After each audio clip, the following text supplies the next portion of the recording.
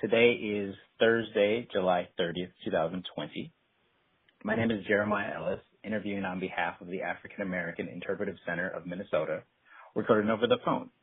Mayor Judd, thank you for sharing your story with us. Thank you, Jeremiah, for having me here this morning. Really appreciate it. Great. Will you please state and spell your name for the record? Yes, it's Johnathan, Johnathan. Last name is Judd, Judd. Thank you. So, Mayor Judd, when and where were you born?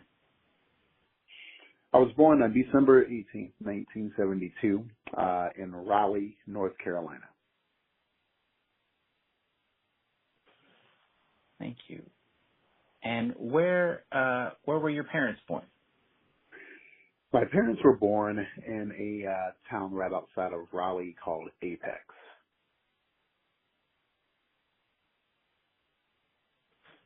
And what can you tell us about your grandparents? My grandparents, they, I believe, if I'm not mistaken, and I know I might be off by a year or two, but my grandparents were also born in North Carolina. My grandfather was born in a town called Beulahville, which is kind of close to the Wilmington area. And my grandmother was born in the Holly Springs area. Again, close to Raleigh. It's now a suburb, but it used to be a pretty small town. They both, I believe my grandfather had an 8th grade education and my grandmother had a 6th grade education. And can you tell us how your parents met? They met, and I believe, I would say they're probably high school sweethearts, if you will. They met again in a Apex. My dad is slightly older than my mom, but they met, I would say, back in high school. And so, how did you and your family get from the Carolinas to Minnesota? Well, it's a really odd story, but my parents didn't move up here. It was primarily me. I was, I would say, unofficially, if you will, adopted by a family that lived in Fargo, North Dakota, actually. And so I moved up here my senior year in high school back in 1990. So my family, or my parents actually, remained in North Carolina while I was up here for what was meant to be only 1 year to finish high school. And then I guess from there, the weather, I must have grown fond of the weather apparently. So that kept me up here for the last, I think I've now hit around year 30. So I've been up here now for 30 years, actually.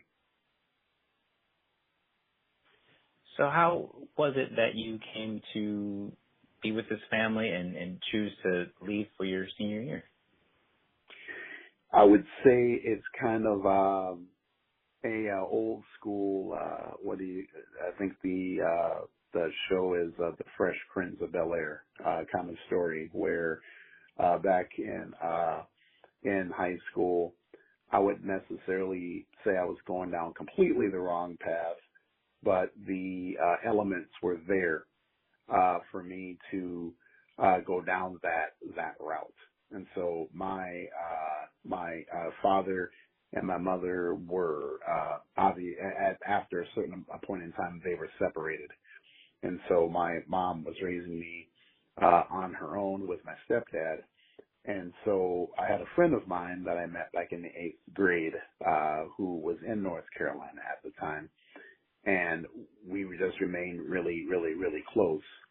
And so going into my senior year, the family offered me a place to stay for a year to kind of figure out, what if I was going to go to college, if I was going to go into the military, or kind of maybe kind of focus on, my future and what that looked like.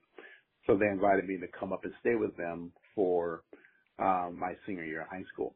And so from there, I again just, grew kind of a fondness for the area, met a lot of positive people. And so I just remained up here after high school and stayed and went to college.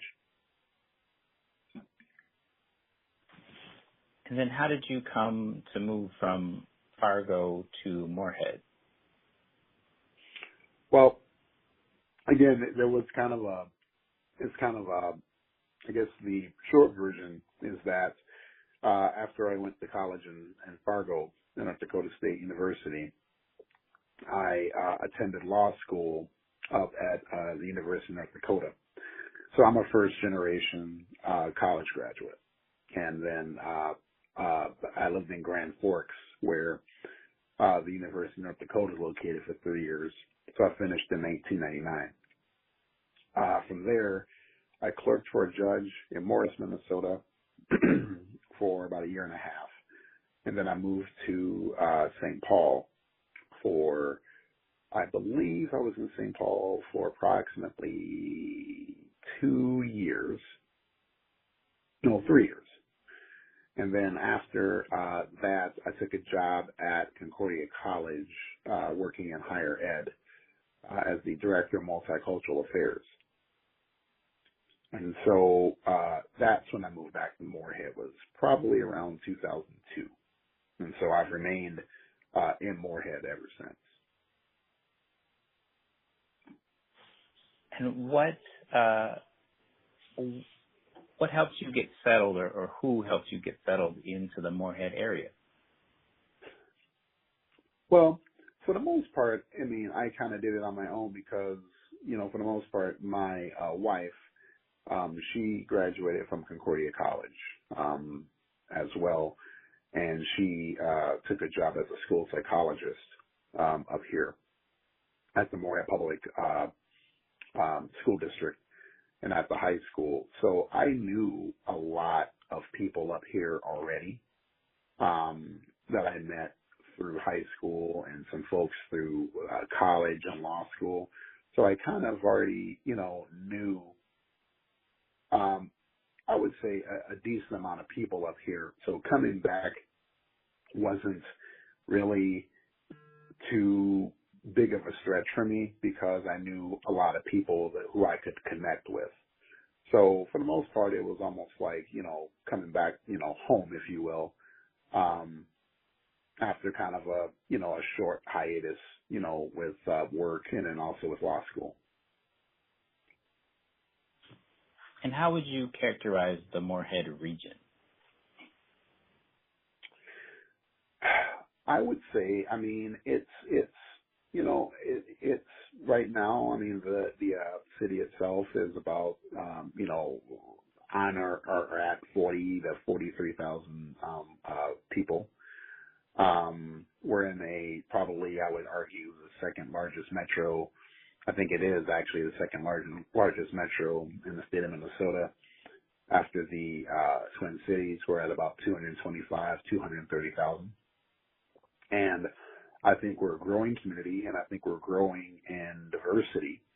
I think that there's a lot of opportunity here for a lot of folks with a lower than average cost of living.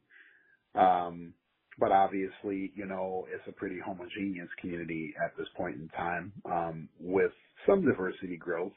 But I think it's safe to say that, I think it's a safe community to raise a family. We're very engaged in our education. We've got 3 colleges here in the city, within the city itself. I think we've got a top-notch school district, so I think we're really a good community on the grow, with a really primary, focus on education and equity and inclusion. You mentioned the growing diversity. Can you tell me about what's driving that and kind of what that is feeling like? I think what's driving it probably is just the promise of economic development as well as this economic opportunity. I think, again, having 3 colleges here is a pretty big deal, and 3 colleges that are working to embrace diversity and also trying to build a more inclusive student population, which then will permeate into the community. So I think, with Fargo next door and Fargo, also taking making strides as well, being this engaged technology hub, I think, in the upper Midwest, you're seeing a lot of people here that are coming from a lot of diverse places that are really embracing kind of the, if you will, the small town upper Midwest culture. Again, it doesn't come without its own set of challenges, obviously, but I think a lot of people see here as a place to be able to raise a family, purchase an affordable home, and also be able to be connected and involved in the community. And how would you talked a little bit about the commitment to education in the region. What do you think it's like for maybe your children in the Moorhead school system? Well, I think they, have obviously opportunities to really be challenged. I have to be, conscientious of the fact that, I'm a first generation college graduate. So, for me, education is going to be of high priority because I know, coming from generational poverty, the importance and the significance of getting a good quality education. So I do believe that overall the school district is doing a good job in trying to provide high quality education for all students, including my own. I think their experiences obviously have been what I would say positive, obviously. Obviously with that being said, our school district, though it is, I would say, probably the most diverse in the region, I can't necessarily say that, all children are having probably the same experiences as my children. My children, obviously, they're active in sports. Two of my children are active in the theater and the music programs. Their experiences are going to be probably, I would say they would argue that they're good. But again, there are a lot of families that don't have access necessarily, to those types of activities, which I think we need to probably be better about and getting access so that all students can have a holistic approach to education, and not just going beyond just the academics, but also the artistic and the more student engagement across the board as far as getting students involved and creating a big all-around educational experience. Thank you. How would you characterize your neighborhood? I would say I've got a very family-friendly neighborhood. We just moved there. We've been on now for approximately 3 years, and I would say that there's a lot of children. Again, very active. I know my neighbors. I talk to my neighbors. We engage.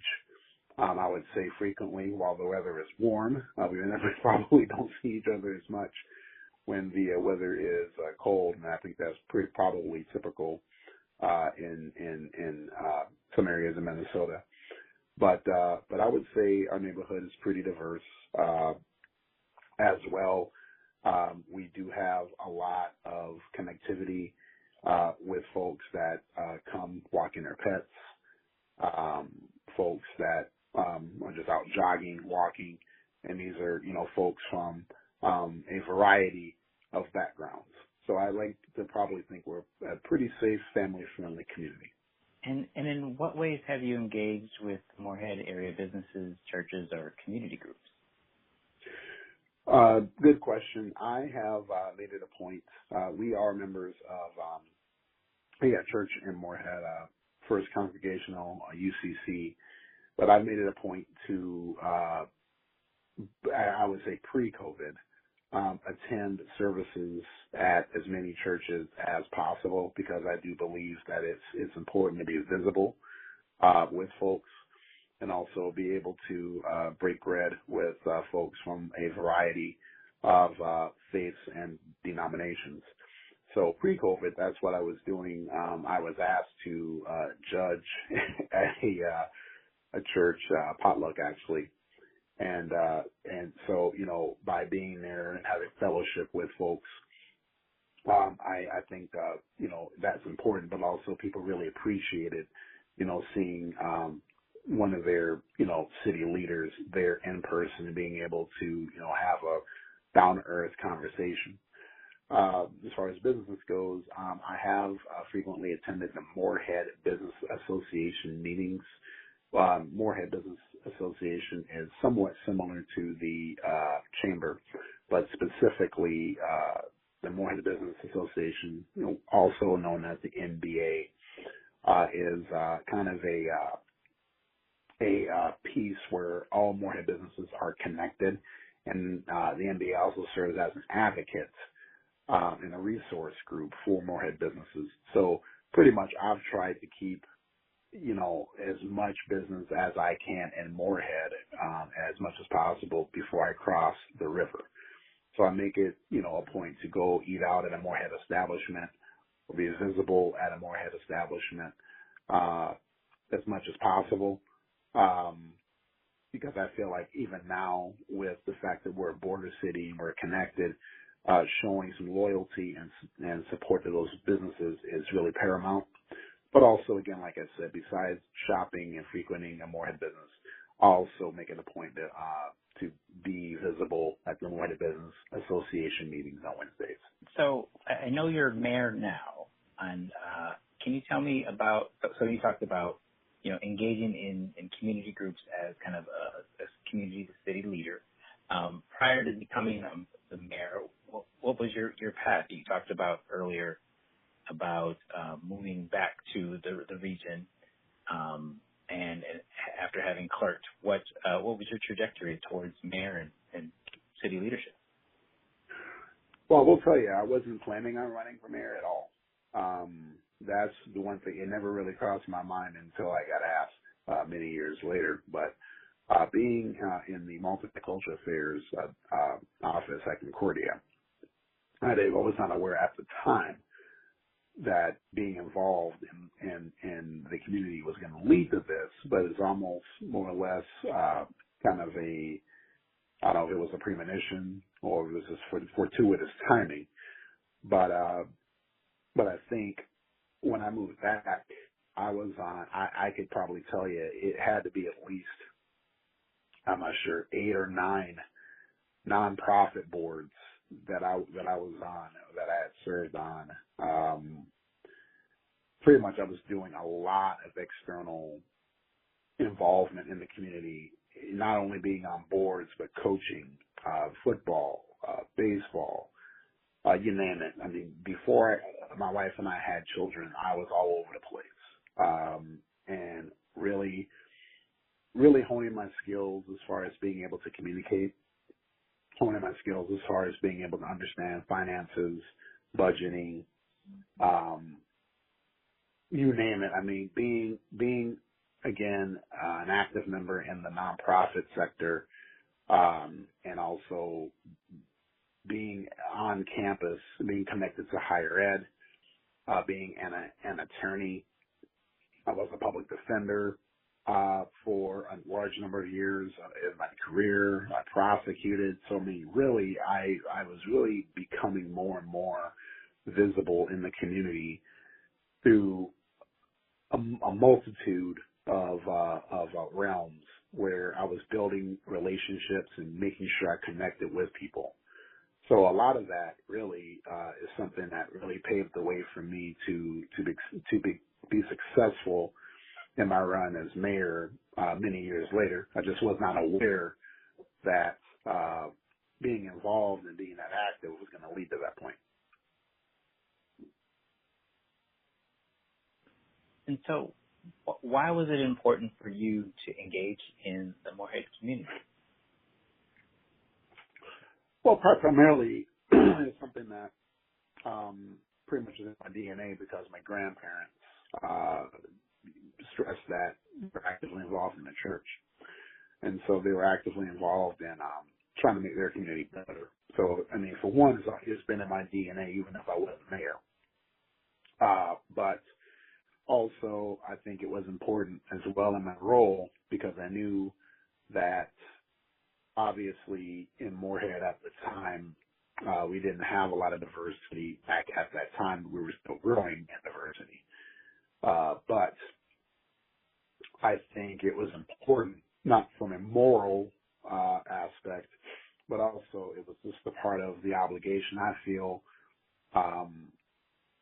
individually, but also just in my role as a diversity educator, that if we were going to become this inclusive and welcoming community, we needed to go out and, I guess, to borrow from my grandparents, spread the gospel. You know, we really had to go out and be the educator, be the leader, be the person speaking so that you can make things better for people that come after you.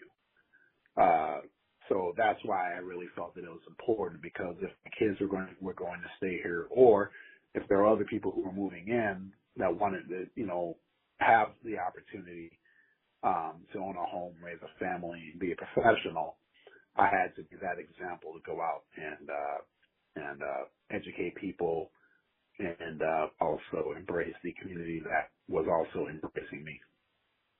Thank you. How have you socialized with your neighbors?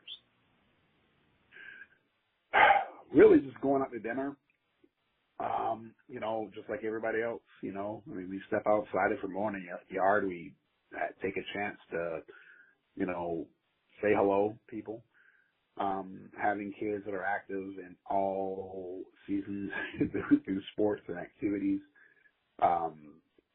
You see everybody, you know, and you just take that 2 minutes to say hello, check in, see how things are going with their families and how things are going professionally. You know, I mean, the thing is that when you have kids, and my kids are 15, 12, 10, you know, you hit a bunch of people through a bunch of different groups, through a bunch of activities, you know, and so realistically, you know, I got a small group of people who I go out and hang out with at your local restaurant, or we just stop by and you know, have a beer in their garage, you know, or something like that, you know. So I just try to interact with people as I see them. I don't have a lot of spare time to interact right now because I'm carrying practically 2 full-time jobs. But between those interactions and maybe having the occasional lunch, you know, with folks, you know, you always try to squeeze it in because that's really important. You mentioned having equivalent of 2 full-time jobs. Tell me about those. Well, mayor is technically in writing a part-time job, but it's been anything but. You always have to be on point. You know, whether it's people contacting you after hours or something comes up when you have to talk to the city manager. So it literally it's a part-time role that has full-time responsibilities, or part-time title, if you will. My full-time job is the Director of Equity and Inclusion at Minnesota State Community and Technical College here in Moorhead. We have 4 campuses, but I serve in that capacity college-wide.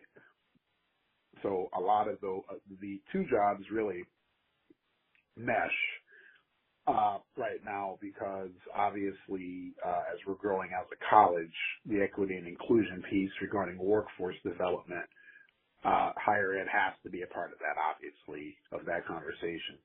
So part of what my job does is to go out and facilitate conversations and find opportunities for the college uh, from an equity and inclusion standpoint, build relationships with the nonprofit sector regarding resources for equity and inclusion, but also building resources and relationships with the private sector so that our students from diverse backgrounds have opportunities for employment throughout the region. So, and mayor is the same thing too. You're still building relationships. It's just from a different lens, because obviously we want people to invest in our city, and being in our city has really, as a part of its core, embrace equity and inclusion and building welcoming communities that are going to be, I would say, that are going to be representative of what we want to see regarding equity and inclusion. Really, these two hats really come together as one, because depending on the group you're talking to, you're representing both entities anyway, because they both have the same goals. I see how those two mesh very well together, and I can understand how it takes a lot of your time to do both of them at the same time. How have you interacted with city officials like city council, law enforcement, and parks and recreation?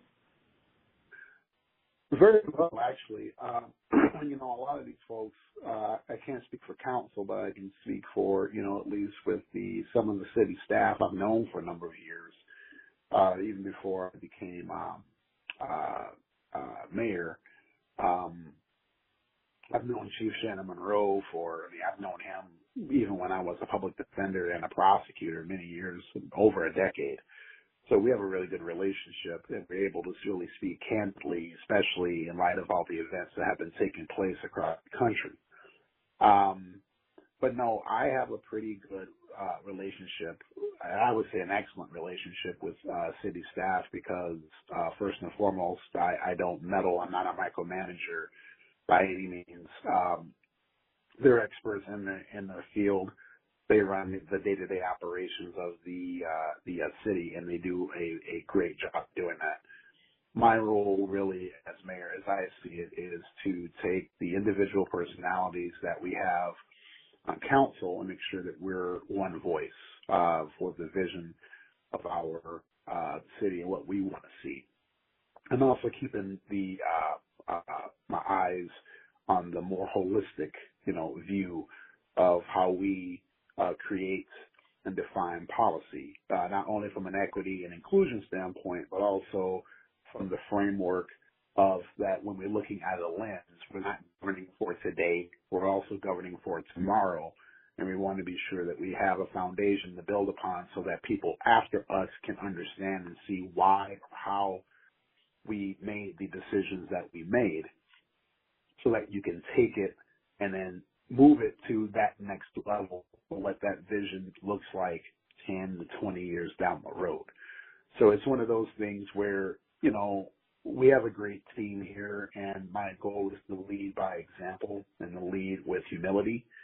I feel like part of why I think people respect my leadership style is that because I listen.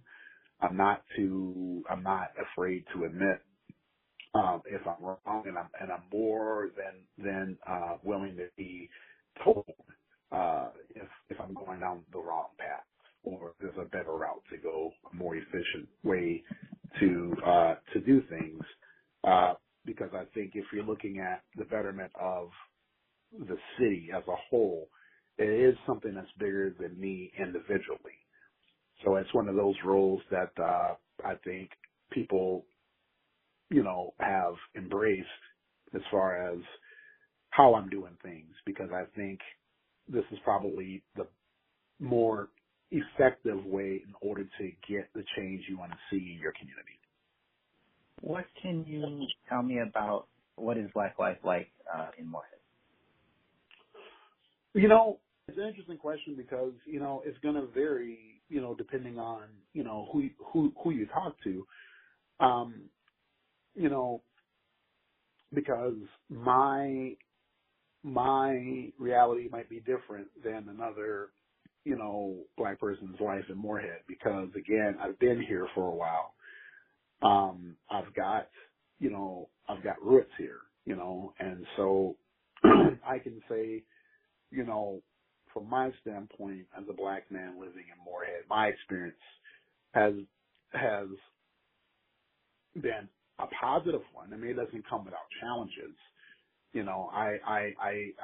I can still relate to the fact that there are people who, even though people may or may not know that I'm mayor, there are people that, might react differently as you're walking down the sidewalk. But again, I think that would happen, everywhere. But I don't have, excuse me, the experiences that maybe other black males or females may have when it comes to interactions with law enforcement, and again, they may have different perspectives because their realities might be different than my own. I also think that in the educational system, there may be those same thoughts and feelings. I mean, again, my spouse works in the educational system, so she's got her master's degree. She's a school psychologist. So, I mean, when we go into meetings with our children regarding their educational updates or their conferences, our reality is going to be a little bit different than I would say the person that might not have a Juris Doctorate or a person that doesn't have a master's. They may, feel a little bit more intimidated in those meetings, in those groups, because again, they are the only persons of color in the room. So it's an interesting question because, I think that's going to depend on, a person's, level of education, their experience, how connected are they to the community, whether there's relationships that have been cultivated in these realms, whether it's the city government, law enforcement, or educational system. So it's interesting. That's the best way I can probably say it, is that I'm sure depending on who you talk to, there are some that might not have the most positive experience within our city, and then you might have people, I think a lot that are right in the middle, where there's some that will have good days, some that might not have good days, but then there's some that are very content and very happy being a resident of our city. And from Moorhead, how have you connected to Black culture or celebrated Black heritage? Well, there's a sister up here by the name of Destiny Holiday, who I'm really proud of. She threw together the first Juneteenth celebration. I think it was last year. We had one this year. I was not able to make it. But, we normally have had events at our college campuses, which I've been a part of, either as speakers or speaking, or as just merely a attendee. Pretty much what I've done really is to, if I see something that is of interest, and something where I actually have the free time to go, I usually do attend. We normally for not just in February, but when we have events that come up that are social gatherings, where there's a opportunity to bring people of color, not just Black culture, but even with our indigenous culture, I think we as a group, meaning African Americans in the community and other Black and brown folks, usually do try to attend and support those events. We know that it's important because, for one, we want to be obviously the change that we want to see in building an inclusive and welcoming community. So really, I just do my best to attend those events, speak, and also promote those events as much as we can. And we usually try to attend as a family as well. And in Moorhead area, what have been some of the major historic events? And are you speaking just primarily from just the the city government standpoint, or just all around historic events, or? Yeah, just all around. Well, I would say I know pretty historic. So the city was started in 1871. I know that what I'm finding out is that there are some events. I know that we actually are having a statue go up of a individual. The Clay County Historical Society just sent me something on this, and it was put in the paper, where we had a Civil War veteran that might have been the first African American individual to live in Moorhead. Shortly, I think it would have had to been, I want to say it was back before the 1900s. But they're looking at getting some funding to put up a statue in his honor, because I believe he was also a barber in town, if I'm not mistaken. And I should know the individual's name, and I apologize that I don't have it right off the top of my head. But that's pretty significant that we had a African American presence here in Moorhead, and even right after the Civil War, because I think, again, and if I'm not mistaken, that individual lived here for a number of years.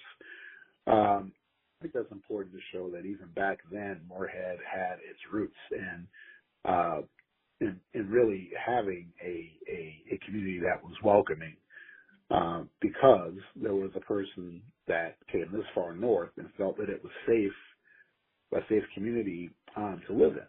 So I think that's significant.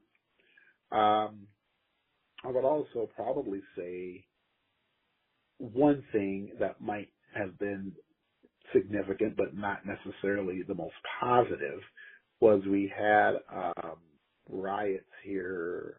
I believe it was back in the I want to say it was in the mid-1990s at Romkey Park, which is a area in Moorhead where we have a larger diverse population. Primarily back at the time was a largely Latinx population, and it was kind of a watershed moment, because it was one of those things where I think people began to realize that there was a disparity in the experiences of our residents here in the city, where we had a larger migrant worker population and coming up from Texas. And I think that was a moment where I think things came to a head, and that the city had to come together to figure out, as a city, what were we going to do in the future to prevent things like that from happening. And it caused people to really rethink about, those items that I talked about before, about how do we revisit law enforcement's relationship with persons of color, our educational environment, what can we do to be more inclusive in our educational system, how do the colleges interact with folks within the community, how do we embrace more diversity. So I think that's one of those situations where you had to have that moment in order for the city to move forward and be more connected together about addressing tough issues regarding race.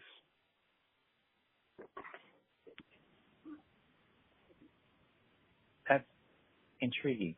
How do you think that shows itself today? What are the lasting effects from that time period to what you can see now?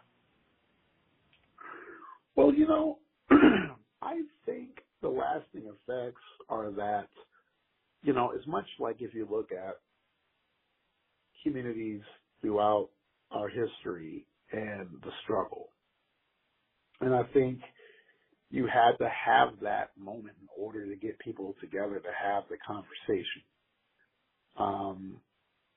and to have an actual thought process of what are we going to do now that these tensions have now manifested itself in this manner.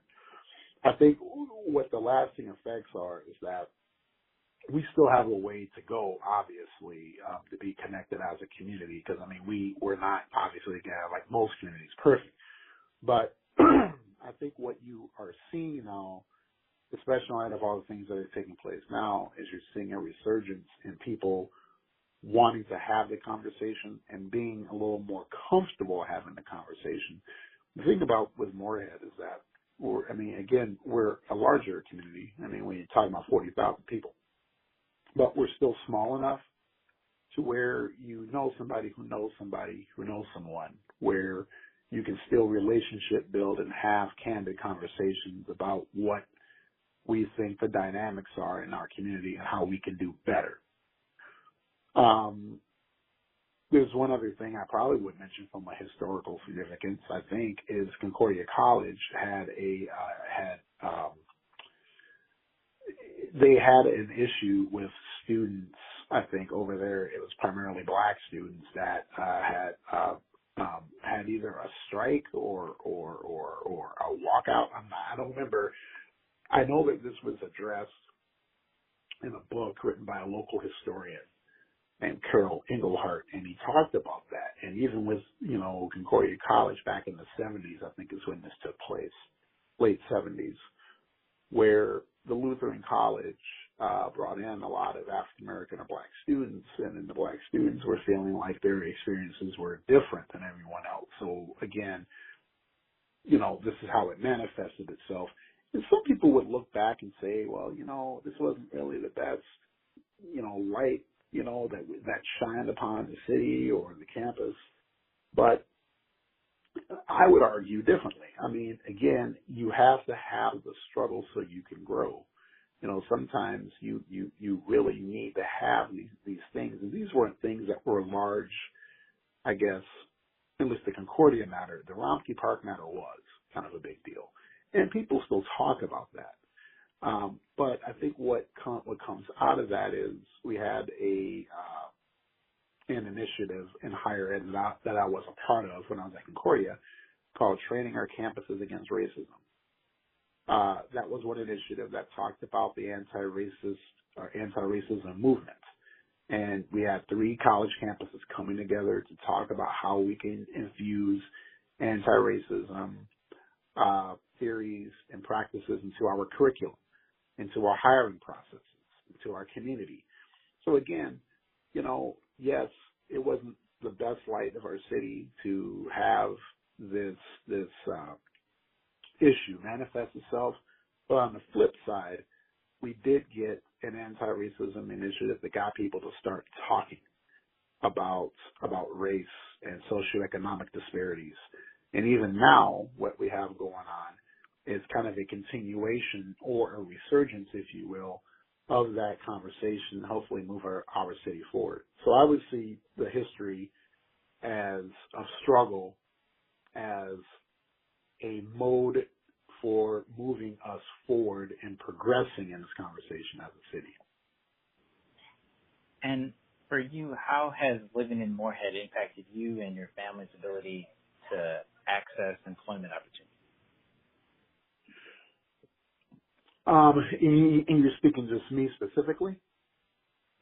Yes. I mean,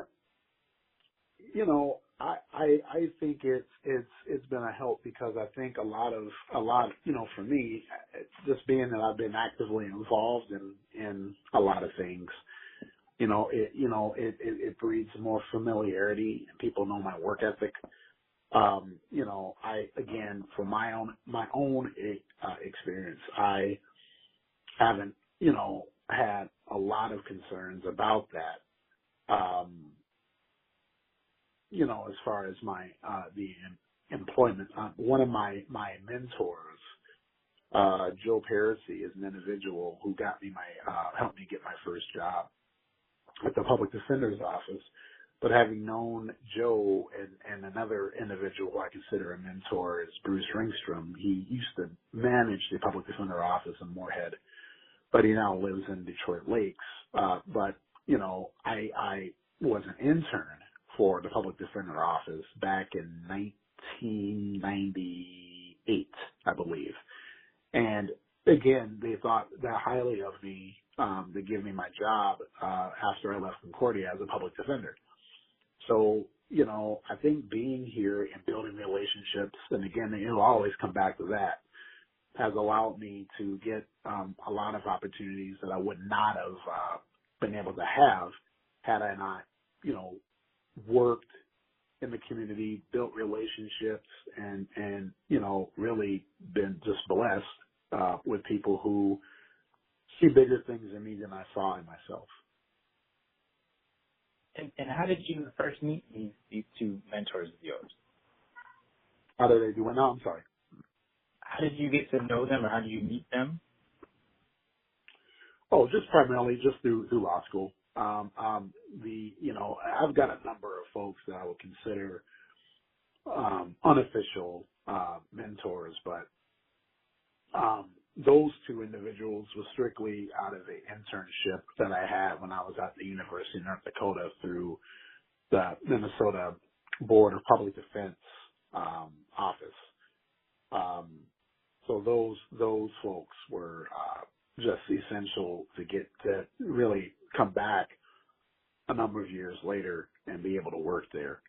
That was primarily with those two. Other folks I just met through college and through high school, folks that I would just give me advice on leadership and also advice on, you know, how to be a professional, you know, when I got to that point. And how has your experience of the Moorhead region changed in your years living there? I would say that, you know, as far as the city itself, you know, it's changed because I think people have evolved into, you know, being one big community. I think, you know, the silos, if you will, that, you know, could adversely affect cities and towns and communities, I think they're slowly kind of breaking down. I think that you're having a lot because of the kids and the families having access to things like, you know, again, making sure that we have access, that families have equal access to, you know, participate in sports and art activities and cultural type of activities. You're seeing a lot more people become more and more connected because they know somebody who's connected to those events. It's no longer just people who are just, you know, who just have embraced it. Those people are now inviting other people to come and check it out. And those folks are becoming more and more comfortable, and they too are slowly embracing it. So I think Moorhead is changing in the way that we become to realize that we're so closely connected now than ever before. And that might be because of social media. There's a lot of communities that have their own Facebook pages. There's a lot of neighborhoods that have, you know, made up their own websites. We have neighborhoods who have blog parties, our night to unite. I mean, people are just coming together regardless of their socioeconomic background, race, gender. People are just becoming more and more connected more than ever before. So I think that's like primarily the biggest change is that, you know, again, we still have our challenges and our opportunities that we can grow on, but I see it slowly breaking down because we only have one high school here, one public high school, and I think we only have one middle school. So those are locations where people just come together as a community because we all support our children and our families. So that's how I see it, how it's a really big change. How have you improved Moorhead by your living there? don't know. That's kind of a self-serving question. I don't know. I'm not used to those, but I will probably say that you know, though I know the question is meant to focus on myself, you know, I guess, you know, my upbringing won't allow to say that I did it, you know, myself, but what I will probably say is that, you know, I was truly honored and blessed to have a bunch of people who, you know, were willing to give me a shot, to be able to have the opportunity to make things better in the roles that I, you know, have served in. I'm hoping that, you know, the legacy that I hope to, you know, leave when my term is done, you know, and after I'm gone, is that, you know, I'm hoping that people look at me as a person that really tried to think, again, holistically and see the big picture, and to also try to bring a down to earth, humanistic approach to leadership and also making the city better. What I think that I would bring to the table, along with a team that really has supported me and continue to guide me, is that I, you know, listen to what people have to say. And it doesn't matter what walk of life you come from. I think being able to listen to what people have to say, and then also being able to articulate those thoughts and those opinions into smart and engaged policy making, that create a broader vision for the city that encompasses all voices. I'm hoping that would be the legacy of how I tried to make Moorhead a better place and a better city for everyone. And how has your life been improved by living in Moorhead? I would say leaps and volumes. I still get the conversations from black sisters and brothers in the Twin Cities that are like, I don't know how you can do it. You know, they're very, very candid, you know, with, you know, this might not be, you know, the area, for some folks to live in. But it's one of those things where, you know, I honestly have said that it's made me better because, again, it's given me opportunities that I might have been able to achieve other places, but it might have been a little bit harder for me to get to this point, living anywhere else, you know. I think I became a much better person as far as how I think and how I connect and just how I lead. Being put in this role, you don't know really what you're getting into until you're in it.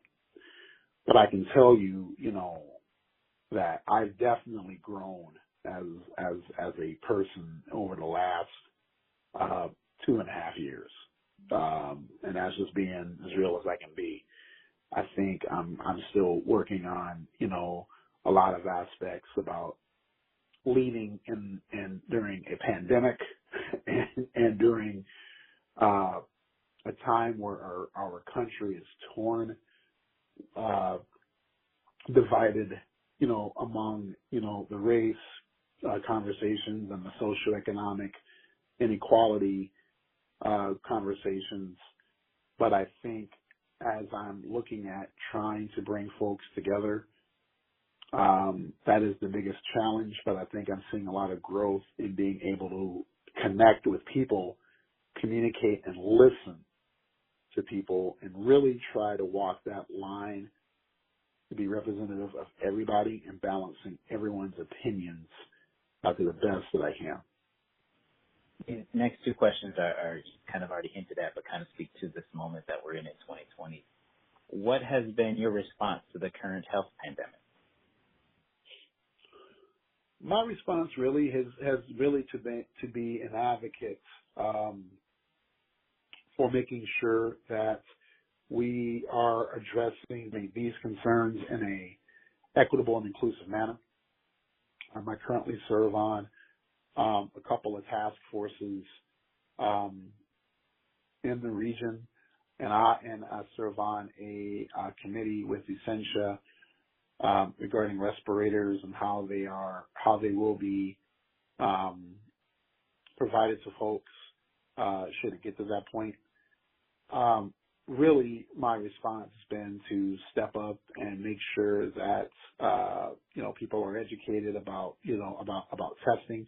Well aware that the research shows that communities of color are being harder hit than white communities, and what can we do to be sure that we're doing right by individuals and families in those communities, and making sure that there's a voice at the table when we're talking about resources and how those resources are spent, that they are done in an equitable manner. So a lot of that, I've sat down and a lot of phone calls, been attended a lot of meetings, making sure that we're doing right by that. Also, from a personal standpoint, I've taken it upon myself to go out and hit the road. Literally, I've been walking with a weighted vest. I've been running, jogging, doing things outside, visible from a health, physical, and mental health perspective, trying to be that example for people to get out of the house. We're all stressed out. There's a healthy way to deal with this stress. I've lost a total over the last 3 years of 110 pounds. I think I've lost 55 to 60 pounds during the pandemic, since March. So realistically, I've been trying to be a person that backs up the talk, with the walk, pun intended, that, I want to make sure that, again, voices are heard and resources are expended in an equitable manner, but also being able to be visible, just giving people, specifically to our communities of color, where we're getting hardest hit with just a lot of health concerns, that we're out taking care of ourselves in a healthy manner. And what has been your response to renewed calls for racial justice? Yeah, I will tell you, Jeremiah, that's pretty much everywhere, man. I'm gonna tell you, I don't know how many interviews I've had from NPR and from local media and from newspapers about, having a conversation. I think that's been a lot of what I've been trying to do, is to communicate with people about getting out and talking and listening, and realistically, just, again, when I talk about the city being in the region, having these silos, if you will, and that we're trying to slowly break them down, that's really what I've been trying to do. I mean, I've been doing this work since I came back up here in 2002, about talking about racial justice and equity and equitable outcomes, not only from the educational perspective, but from the professional development, workforce development, getting people of color out of the entry-level jobs, getting folks in the jobs at upper-level management. And I've been able to really have really candid conversations with people because I've built relationships. I can go in and tell, some of my friends, hey, I noticed on your board of directors, there's nobody of color. There's no women, where are we at with that? I look at your organization. We got regional vice presidents, no people of color, but, you can't have those tough conversations and those candid conversations without having a strong relationship with people, speaking truth to power. That's been my response, is to say, look, here's the deal. I'm up till 2:00 in the morning, a few nights. I'm trying to cut back. But while I'm up that late, I'm talking to people, not talking to people, I'm doing the research. The data shows The fastest moving population in our state are the immigrant communities. They're African American, black and brown folks of color. They're coming to greater Minnesota. What are we doing?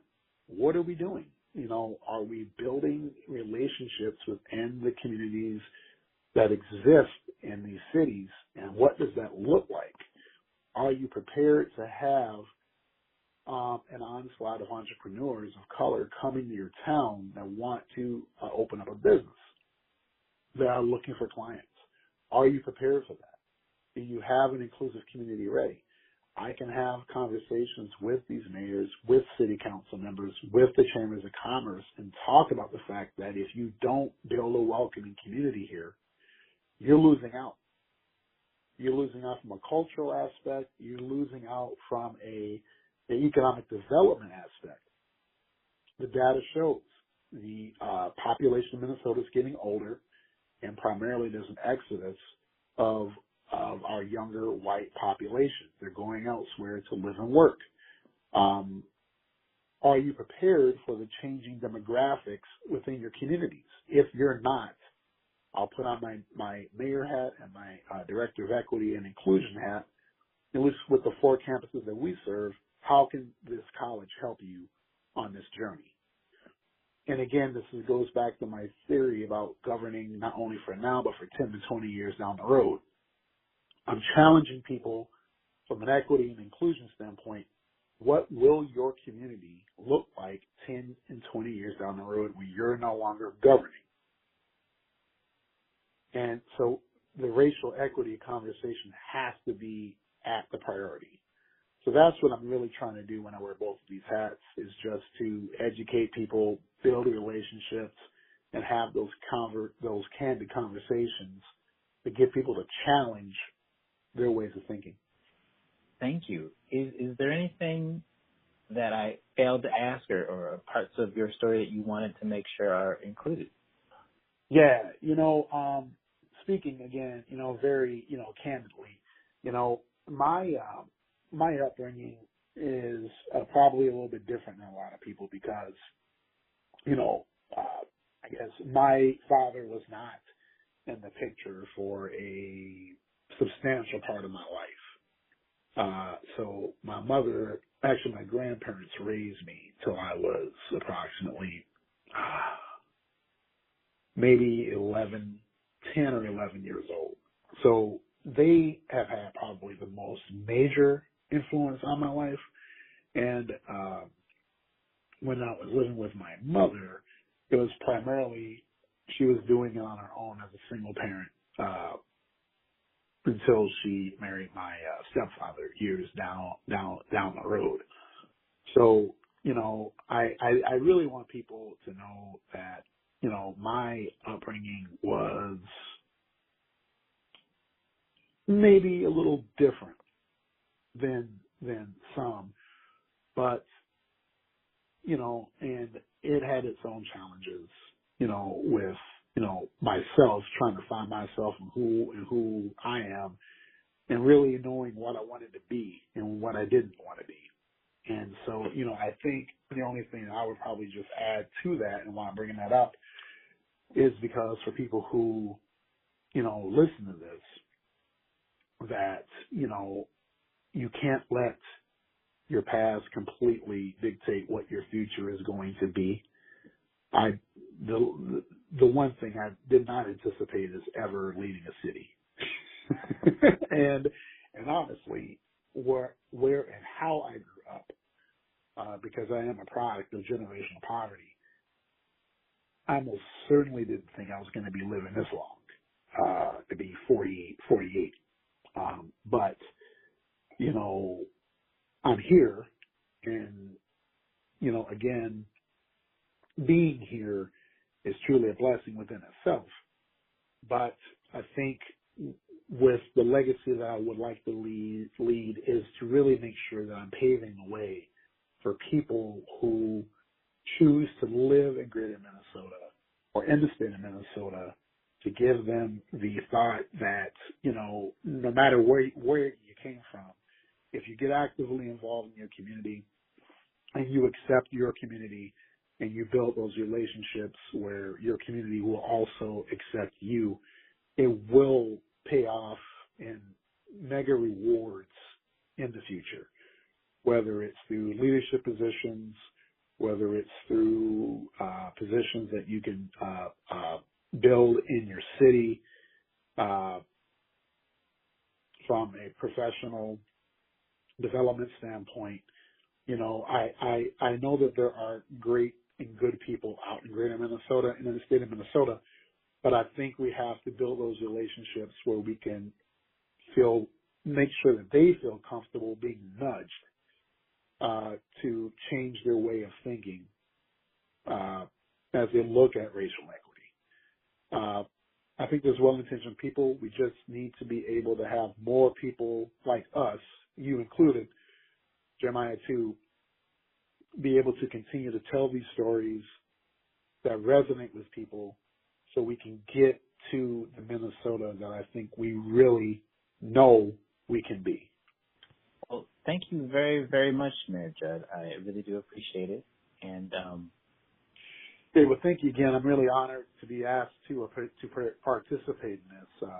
I'm a history major, so these things are near and dear to my heart. So I really appreciate the opportunity and the time to talk with you. Really appreciate it.